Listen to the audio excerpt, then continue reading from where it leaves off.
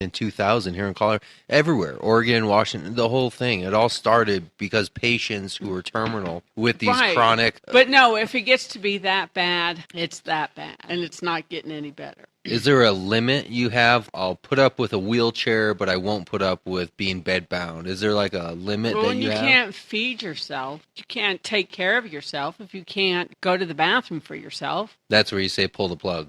What kind of life is that? It would be a difficult life to live, even if somebody else is blowing smoke in your face.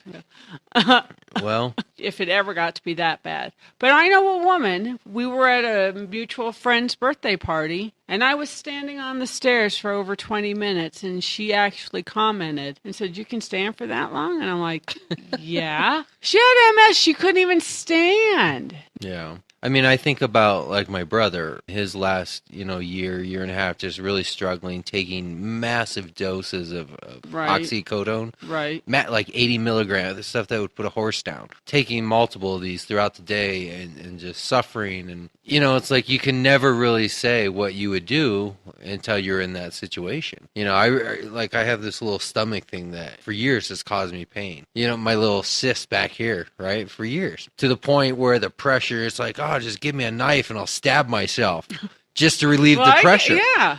And I've been to those small points in life over ridiculous things like a cyst that's just ready to explode that I'm willing to puncture myself. But what would you really do if you truly had the type of chronic pain that comes from cancer and these other diseases that just gets to that point where you can't walk and you're bedbound? I don't know what I would do. I can't say. Who knows? I said it's not any kind of life I'd want to even find out. I wouldn't even want to venture to go there.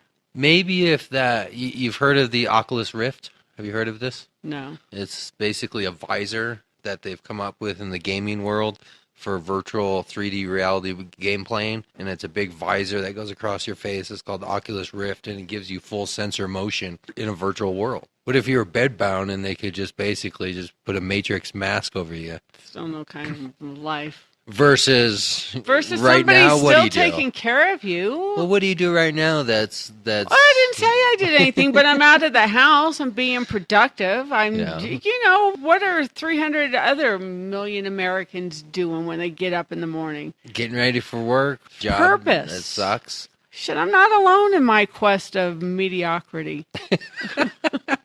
Seriously, that would be a great TV show. Quest of Mediocrity. It's funny and serious all at the same time because... It's sad. Well, it's not sad because I don't think everybody needs to be a Tom Cruise. I don't think everybody needs to be jumping on couches, grasping life, and cliff diving, and searching for the most extreme of higher powers. It's not out there. But at the same time, if there is more to be had from life, coming home from shitty jobs and watching shitty TV before sleeping in a shitty bed, So I got a nice bed.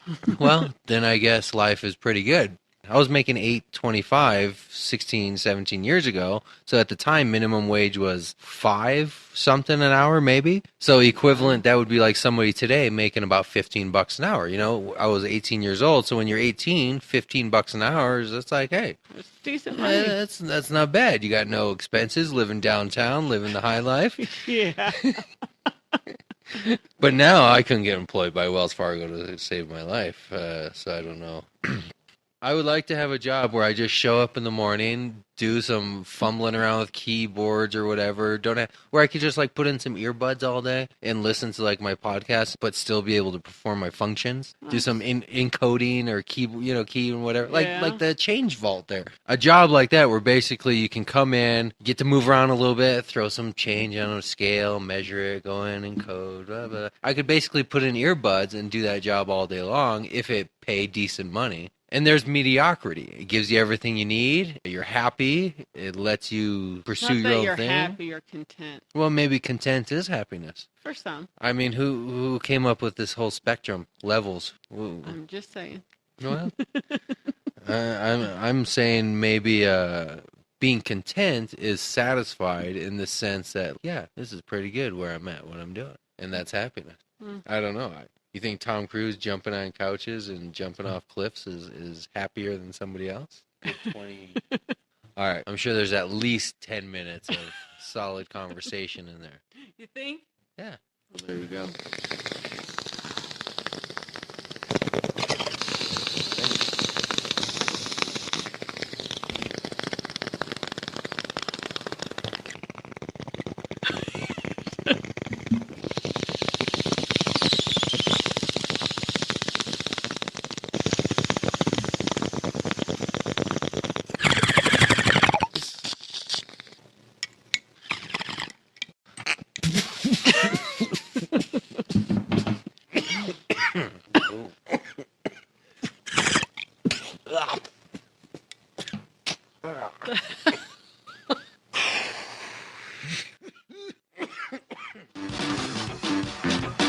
keep listening to our show. We got a bunch of new shows lined up for the new year that are going to be just excellent. We're going to be talking to dispensaries and growers, security companies, lawyers, physicians, all sorts of people, those getting involved in hemp. All you got to do is just listen in every Saturday directly from my webpage at cannabiscommunityproject.com. You can find us on Facebook also, Cannabis Community Project, and we will be broadcasting every Saturday at 4:20 right here, same place, same time. See you next week.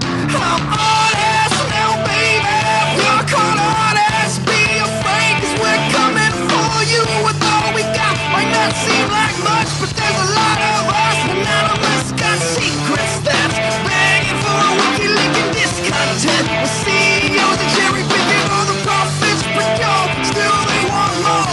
Don't be surprised when there's a knock on your door.